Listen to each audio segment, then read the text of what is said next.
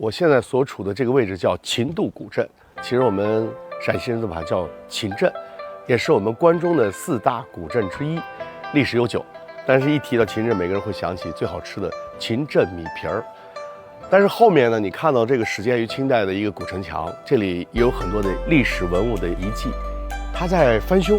所以今天春暖花开呢，我们出来品尝一下美味的秦镇米皮儿，咱去逛逛这个古镇吧，走。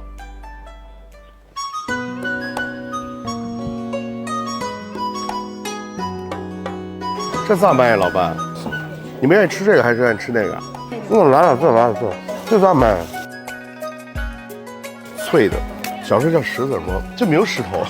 我看，这美呢？咱们小时候有这个东西叫石头馍，把石子把馍放上去，落熟。无意中发现了一个黄酒凉菜腊汁肉，店还挺漂亮的。有长的吗？没喝过，冰着喝肯定好喝哈。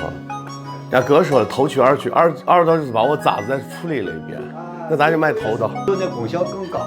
老板特别自豪的跟我讲，有好取才有好酒，把酒来拿回买回走。